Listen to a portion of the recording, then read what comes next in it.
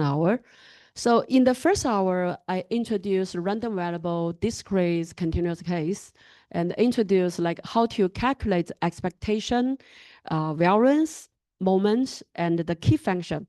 Yeah, for this key function, yeah, here I just want to repeat any of them would be all right. Yeah, because they are one-to-one. So whatever you have CDF, PMF, MGF, or just like survival, or just like hazard, right? So anyone works. And also you see there would be the possible relationship. Okay, next one, the below I would not introduce much. Yeah, yeah. If you have interest, you can go there. And meanwhile, I think I encourage you guys to go to the place like, okay,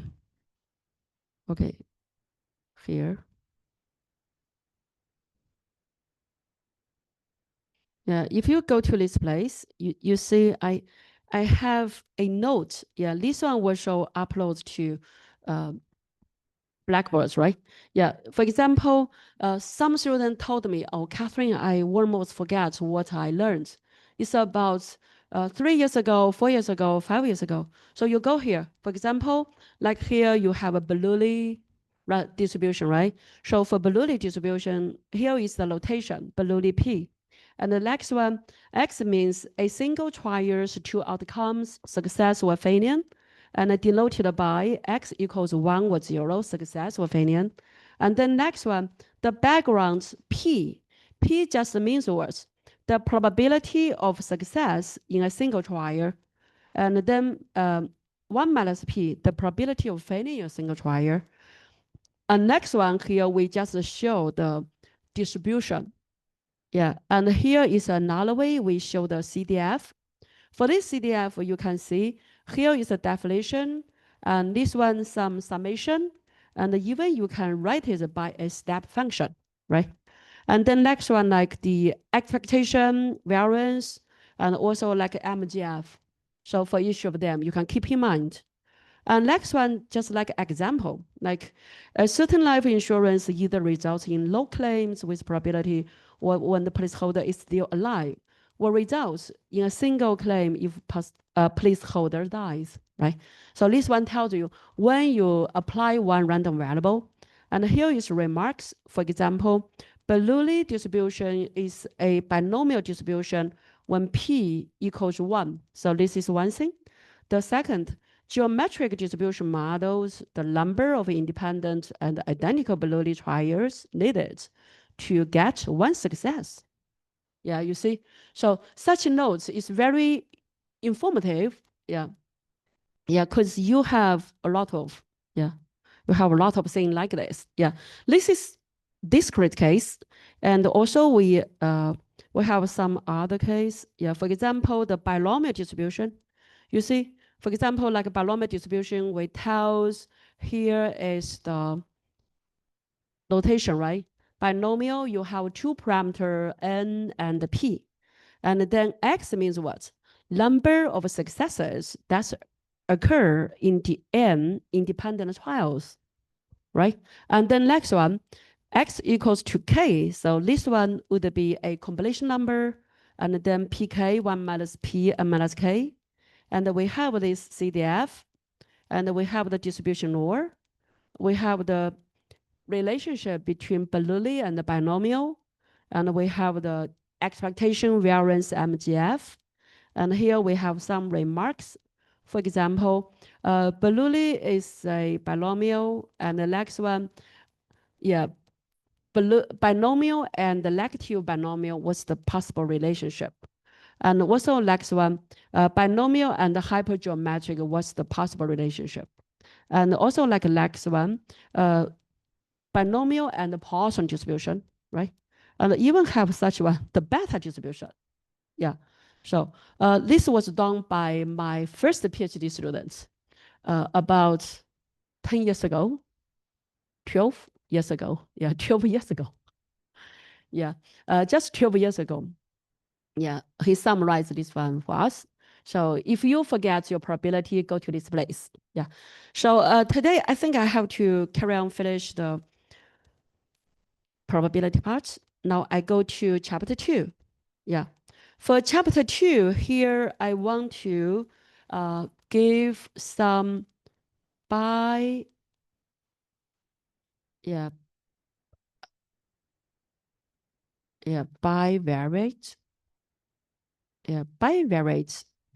vector.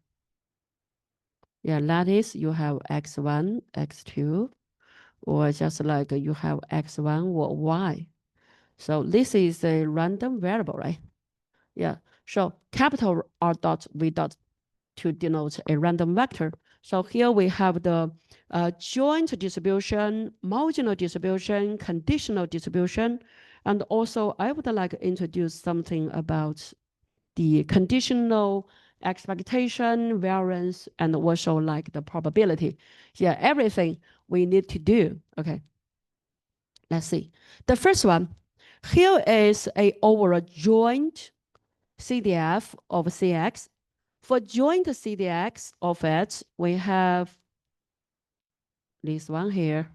So this is our joint CDF of X and Y, FXYAB. Yeah, so that means what? X would be bounded by A, Y would be bounded by B.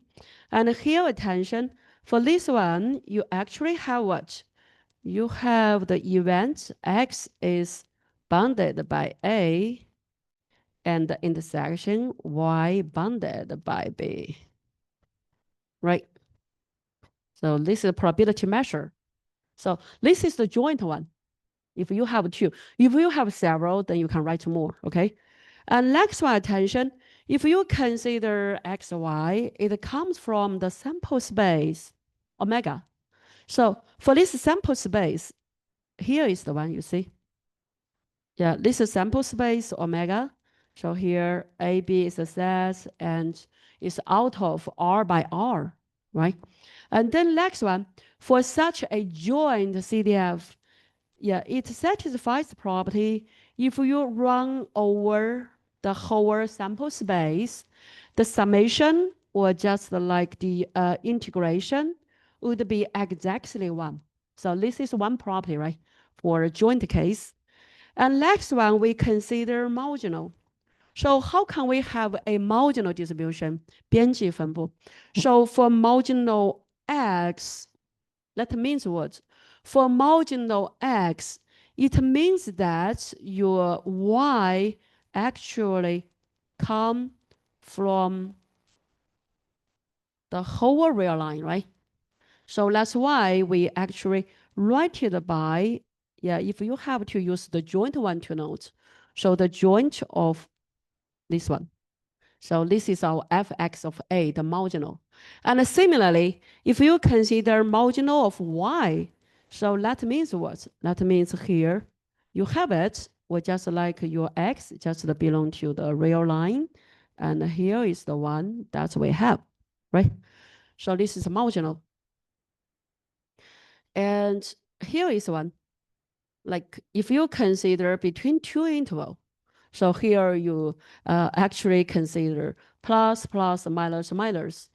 Yeah, how do we have it? So seems like, yeah, here over some x, y, like here you have A1, A2, here B1, B2. So you try to, for example, if this is your, yeah, if I try to write a curve in this way, so here you can do some partition, plus, minus. So here is the final result. Yeah, you can try that one. Next one, I want to introduce, if you have joint distribution with respect to two discrete random variables, x and y, so in such a situation, you just know for joint PMF, it would be the definition in this way. At a point, right, you have x, y equal to lowercase x, y. Yeah, you may write inside in this way. That means over some xy plane, your location would be xy, lowercase xy. And then here we have the property. If you run over the whole sample space, then the summation would be exactly 1. Yeah. So, yeah. Next one. How about the joint CDF? You see here is joint probability mass. Yeah, this one is the joint probability mass. So this one then comes the joint cumulative distribution function, joint CDF. So if you do so, it means what?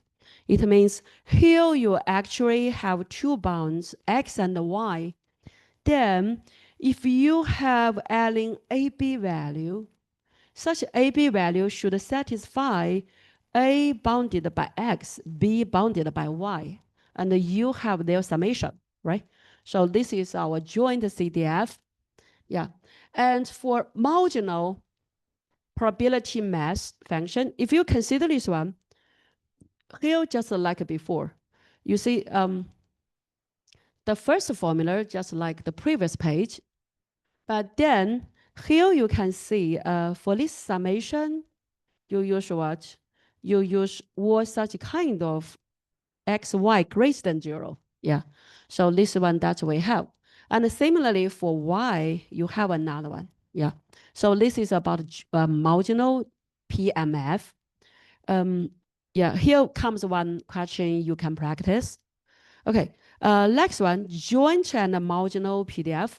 So for this one, attention, DF, density. Density means what? Both x and y are continuous random variables. So in such a situation, if you try to have a such probability of event, it looks like what? You do some integration over, well, here is the place, over a region omega 1, right? So remember, for this region omega 1, it should be what? It should be like omega 1 interaction, the whole sample space. Yeah. And you have the property here, like this one equals 1. So this one easily to be accepted. And next one, if we consider the joint CDF, so in this one, you will realize this is our fxy, then it would be the probability of their intersection. So we don't have what? We don't have such a double integration. But here, attention, you have to use what? Yeah, this your x and your y. This one would be the upper limit of your integration. You see? So therefore, accordingly, here you have what? S and T, you see? Remember? Yeah, so here you have to compare these two parts. I mean, X, Y, S, T. Yeah, these two are different, right? Yeah. And next one, the marginal probability density function of X and Y. For this marginal probability density function, so we know marginal X would be the joint one, but you do what? You do something like integration with respect to Y. And similarly, if you consider the next situation, FYY, so in such situation, your integration is with respect to X. Yeah, you want to get a marginal one, then you cancel the other one. So this way you get this. And a special case is what? If you specifically have a random event A, that means, attention, here you have X, right? Yeah. So this one is with respect to your random variable X. So then here you can have such a integration directly. That is, here you integrate on the region A, and then you use the marginal PDF of X, right? So intuitively you have it, but you can also derive that. So that is, here for such an event, you may consider, I have these parts. Yeah. Yeah, I have this part Y, right? So for this y means what? You have some outside integration, dy. Yeah, you're doing this way. Yeah, get that? Okay, so this is a joint and a marginal PDF. Okay, and then let's look, example, I skip it. If you want to do, you can do and ask me solution. Okay, okay, next one. Here I want to introduce the new concept, independence. So what does independence mean? Here, in the first hour, I already introduced a notation, x, y independent. You write in this way, right? And then here you can see x and y independent. So you can see the probability, I may just write probability of intersection equals what? Equals product of what? Probability of each event, right? Yeah, so you may understand in this way. Well, you just consider like here are two events you can handle.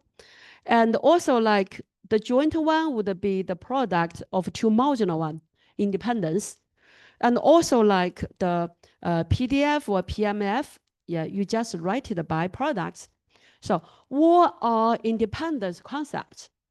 But you know, today we learn conditional events, right? So if I try to use conditional to tell probability, like, okay, yeah, here I have one question. X belongs to A, and here X, sorry. Y belong to B. So what is the one here? Yeah. So if you want to tell independence, and here you have X given Y, so which one should I fill inside? Which one should I fill inside? You know, yeah, we want to tell X, Y independent. So now we have this one, probability X given Y. So what would be the inside? Guess? Two possible solutions, right? What's that? Forget it? Yeah, here we are discussing X, Y independence. So if you try to use some conditional probability to denote, so what would be this one? Nobody tells me. Okay, so yeah, in the morning class, yeah, maybe at that time they are fresh. So immediately somebody told me. Okay, so here A, B independent, right? That means what? That means given Y or not, who cares? Nobody cares, right? So this one should be what? Still. Get that? That's the meaning. X given Y. So X, Y independent, given Y or not. Yeah, still like X. So this is like Shakespeare's poet, right? Yeah, live or not. This is a question. But here we say live or not. This is not a question. Get that? Okay, maybe next time I send you a small video about this joke. But here just like live or not. This is not a question. But for that poem, it's just like live or not. This is a question. Okay. Okay, so this is independence. Another one is about dependence. Yeah, dependence. Yeah, dependence is also something in data science. Yeah, for example, correlation would be a kind of dependence situation, right? Yeah, so this is independence. Next one, conditional jointly continuous. Yeah. So what does this one mean? Here we say jointly continuous X and Y both are continuous, but you consider conditional PDF of X given. So look at the situation. That means what? Yeah, given Y. So here given Y, you don't have what? you don't have a marginal PDF or PMF, PDF, okay? Yeah, attention. This one we say jointly continuous. That means both are continuous. So in such a situation, seems easy to handle, right? Yeah, you just use the quotient. Yeah, use this quotient, you don't have it. And then here we come to two things. The first one, if you try to denote the fxy of ay, so for this one, we know it would be the event x is bounded by a, right? And given y. So this one, then attention, here we have to catch something. The thing is what? X given y, right? So here we have x given y, so we have the x given y distribution. Yeah, so this is one thing. And the one special is what? When x falls into a, yeah, when we have this one given y, so this is fxy, x given y. And here we have some integration over the region A. See? So this is the one that we have conditional CDF of x given y. Yeah. So this is the one that we have conditional CDF of x given y. Okay. If we compare these two, compare these two, so you then know here what is the event A. For this one, A just equals like one random variable and X would be bounded by A, right? So this is the one that we have. Oh, sorry, I guess I cannot write in this way. No, sorry. Yeah, this way is not right. Yeah, I guess I should write in this way. Yeah. A minus, right? This is our A. It should not contain X there, right? Yeah, A is a event or a set. So here the set would be minus A. X fall into A means X would be bounded by A. Yeah. So this is the one that we have. Okay. Next one I want to introduce jointly discrete. What does this one mean? So that means here both X and Y are discrete. In such a situation, the probability conditional mass, conditional mass function just PMF of X given Y. So this one would be what? Would be the ratio, the joint one against the marginal, right? The joint one against the marginal one. Yeah, this is our conditional PMF. And also, once we have it, you can have the representation, right? So you can denote the CDF. So here, if you consider this CDF, attention, here is your X. So the capital X will be bounded by this lowercase x. Yeah. So this one easy, right? Next one. Here we say distributional form of the law of total probability. You know, today we learn what? In the first hour, do you still remember? Law of total probability, we say if you consider probability of A, it would be the probability A intersection whole sample space, right? And then we have the probability A intersection like here. For example, I use B1, BM, right? So this one tells you you don't have probability A, B1 and union A, B, M, right? So this one would be what? Would be summation probability A, B, I, and then it will be summation I, probability B, I, probability B, I, given B, I, A. Yeah. So this one that we have, right? So this is the total probability 全概率公式. But now, we do not focus on yeah, we do not focus on such a probability of the set, but we care about the distributional form. So what it is? Here you can look at the first one. If both x1, x2 are jointly continuous, so here you have the marginal one. For this marginal, you use what? If you use above formula, that means you use marginal x2 and then given x2, right? This is one. And similarly, if you change the order x2 and then here x2, x2, right? And then you just replace by, for example, given x1, x1, right? So this is the first two. Yeah, remember distribution form of the law of the total probability. See that? So this is about the probability density. If we look at the next one, probability CDF, so here for this CDF, you do what? You do marginal x2 given x2. Yeah, you have the one here. Or just like here, you have x1 given x1. So this is your x2, right?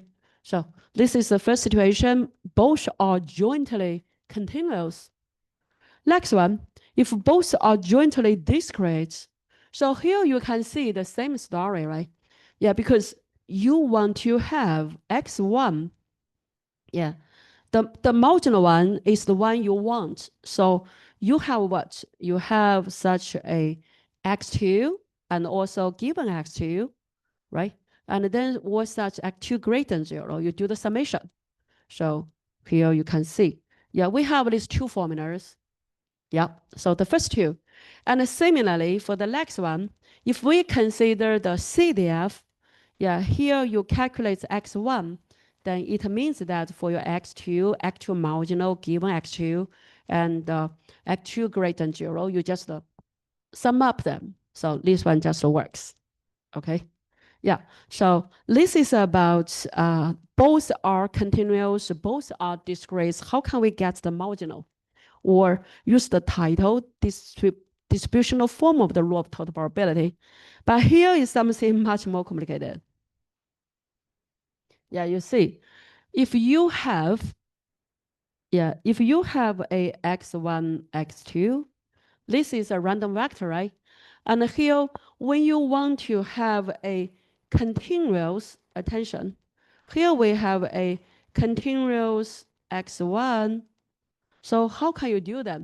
Here you can see, you just look into x2 here, and then given x2 here, and also attention, you are using x2 to denote it, but your x2 is discrete. So here you have the summation. You see? See that? So for such a formula, I mean, you just try to remember when you want to have the marginal, you work on the other marginal. So for the other marginal, you have to check whether it is continuous or discrete, and then organize the formula. Similarly, for the next one, here you try to have the x1, right? When you do it, what would you do then? So here you marginal on x2, and remember your x2 is continuous, and then you use integration. See? So if you try to do it this way, so it seems like you can remember everything. Yeah. So this is some summation, summary, okay? Hope you guys can understand.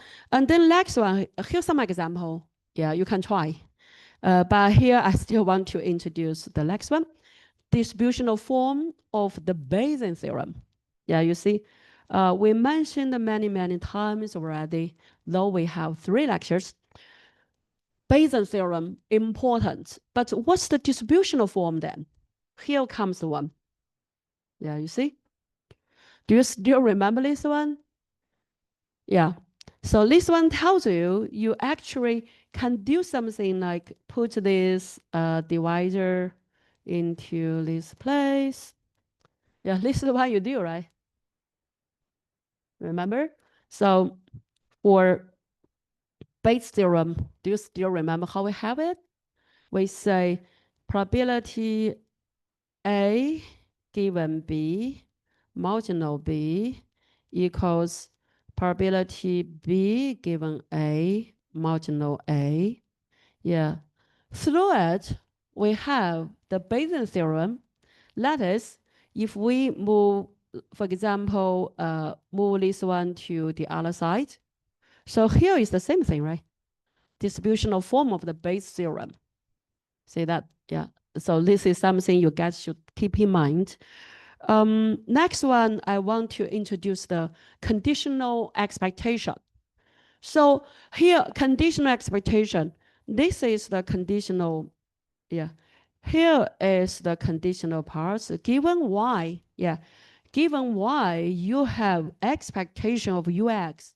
So in this way, remember, here we have something like x given b, right? So we have x given b. Yeah. So the conditional probability, you use it as a factor in your integrand. Yeah. So this is for continuous case. For discrete case, so you use the summation of x. Yeah. So this is our conditional expectation. And next one, conditional MGF. So x given y. Yeah. So this is the conditional expectation. Next one. Here I want to introduce a very famous 双期望, double expectation. Yeah, look at this one. So what can you see? Here tells you something. Yeah. Here I just want to track back Bishop's book, Pattern Recognition and Machine Learning. So in that book, it mentioned that sometimes when you consider a marginal distribution, for example, if you consider marginal distribution of x, it's really hard. You can hardly handle that. So how can you do? So you try to use some indirect way. This is like what? Yeah, if you like a girl, but you have low chance to access her. So how can you do? Yeah. Yeah, for what the boys here. Yeah. How can you do that? You know a girl, but low chance. You may find her parents. That's a way. Or find her brother, right? For example, you find her brother, play together. This is easy, right? Yeah, boys play games together. Yeah. But then through the brother, you find the sister. See? So that's the way. And here for double expectation, it also means directly, if you want to find the distribution of x, how do they handle? So you use what? You find that luckily, given y, the distribution, you have information. So you use what? You use the one there. Yeah, for example, yeah, for this one, you exactly happen to know. Yeah, because you know for y distribution, you know that, right? So then here, x directly hurts, but fortunately, if it's a function of y, you can handle. So you use the double expectation, right? So that means conditional first, then expectation. We call it double expectation. See that? So in many situations, people would do it this way. For a marginal distribution, harder to handle. So you may try to do some augmentation, right? For example, like the story I tell, you want to like pursue the girl, but then you consider sibling, right? The sibling, the sister, the brother, you play with the brother. That means you take a group, the sibling, right? So here, just like the conditional distribution, and then you use the expectation again, so you worked. Yeah, so this is the way. Next one is about the covariance calculation. So today in the first hour, I already introduced you how can we get the covariance formula. For covariance, a single, yeah, you see here. Each of them is a random variable, so we just have it, right? So this is our covariance. But here we have a conditional variance formula. Yeah, you see?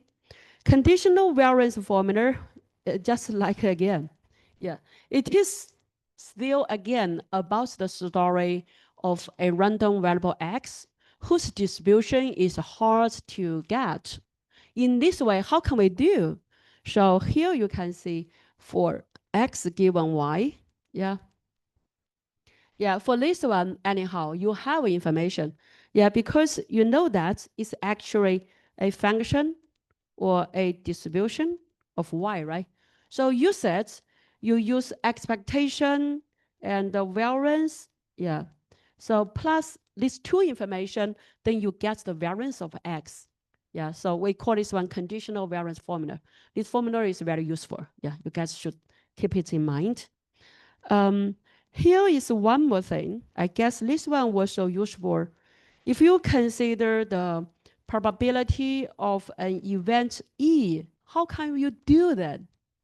Here you can see you have another event Y given Y, right?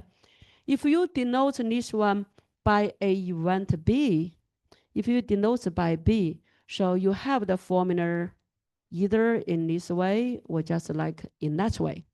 See that? Yeah, take it as an event and then use the conditional probability formula, then you can do that. Yeah. So this is about computing probabilities by conditioning. For the remaining, you can forget it. Yeah, skip that, okay? So here you can see by far, I just finished the introduction about fundamental math, fundamental probability. Yeah, what the knowledge we finish. Today, the third hour, our tutor, Miss Lin Xiaoli, will introduce you how to generate the random numbers through Python. Yeah, for example, for discrete, for continuous random variable, how can you have the random numbers? Yeah, and the other two things she will introduce is about MLE and confidence interval. Now, for me, I now go to the statistical part. I think I just clear the page. Yeah. Okay, now we go to, you see, for our knowledge preparation, by far we finish math and like probability. Now we go to the statistical part. Yeah. So statistics are important. First of all, what are statistics? Yeah. So for this one, here we have several concepts to introduce. The first one, population. Yeah. So for population in Chinese, we say 总体. So for population, it means the entire pool of subjects of an experiment or a model. So how do we understand here an experiment or a model? Even you have an experiment, you try to model it, right? So for model, here we mean what? I think when we mention a model, we say our different distribution. Yeah, for example, I can show you here.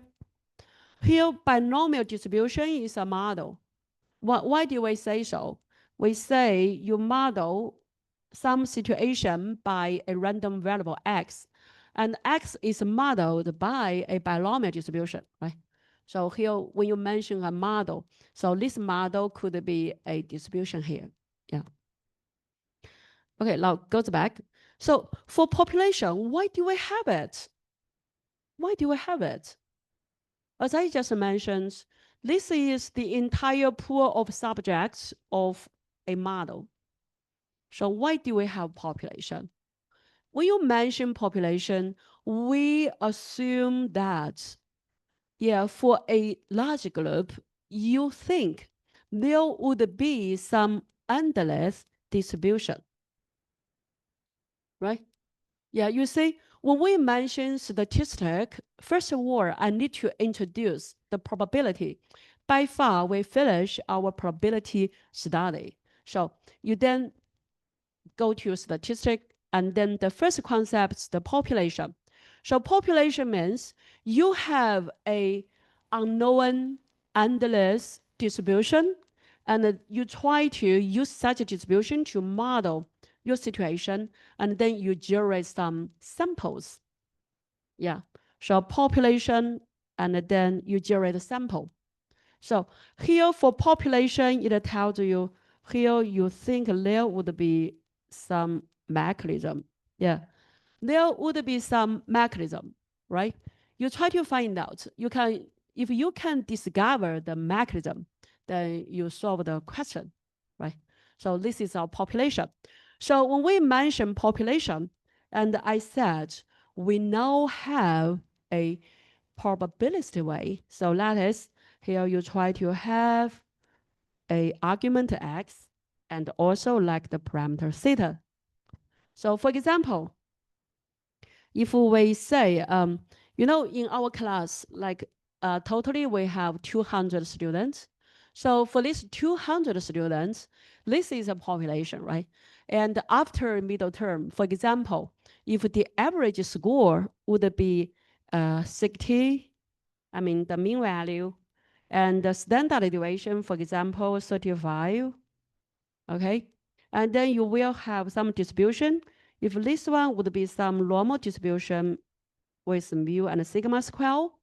So in such a situation, we just say, like this is your mean, and this one is your sigma square.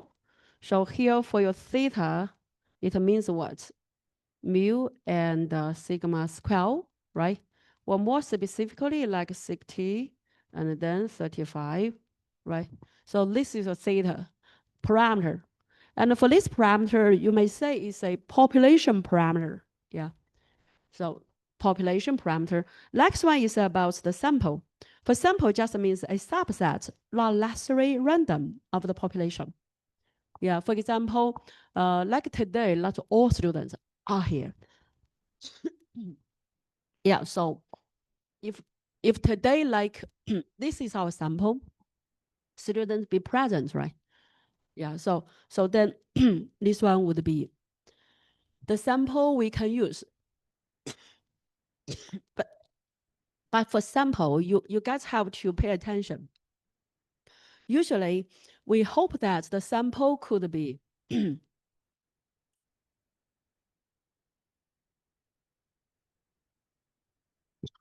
representative. Yeah, for example, yeah, this is our students. If I just take students over that row, yeah, you see there, 3 boys. So what can you conclude then? If that's your sample, you say, oh, for this class, no girl students. So this is biased, right? Yeah, you cannot say in this way. Okay, next one. For statistic, here we say it's an estimate of a population parameter. Yeah, how do we understand it? I think here I should give you some more precise definition. For a statistic, it's actually what? Yeah, you should say is a function of your sample without parameters involved. Yeah. A function of sample without parameters involved. So this is a statistic. So if you want to tell more precisely, you say a function of random sample without unknown. Yeah, you have to say in this way. So what does it mean? Here I can show you. Yeah. For example, if you have x1 to xn, right? And I write something like x bar equals to 1 over n summation xi I. So here x bar is a statistic, right? It satisfies what? Yeah, you see? A function of random sample without a known parameter. Yeah. So for this one, we say this is a statistic, right? But if I have something more, for example,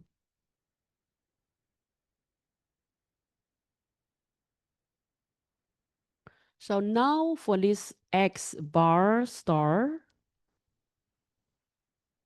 is this a statistic? No. Yes.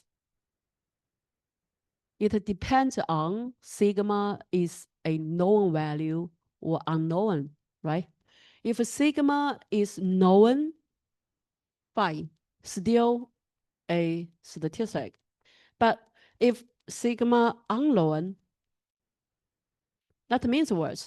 You actually now involve some unknown parameter. So here X bar star would not be a statistic, right? So this is something you guys must grasp. Okay.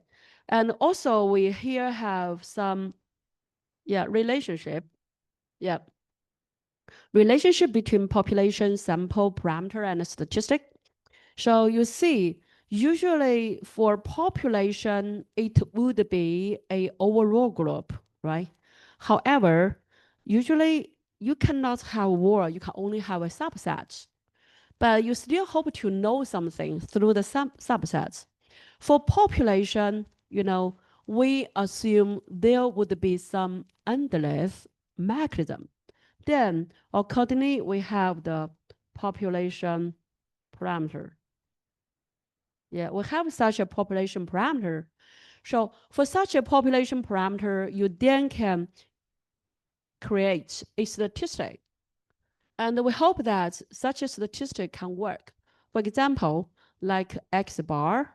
So this one would be some 1 over xi. Yeah, this is a statistic. It would be a good estimator to a mean value. For example, with probability 1, it would be. Or like improbability, it might be, right? Yeah. So let's just stop here and see you next week. Thank you.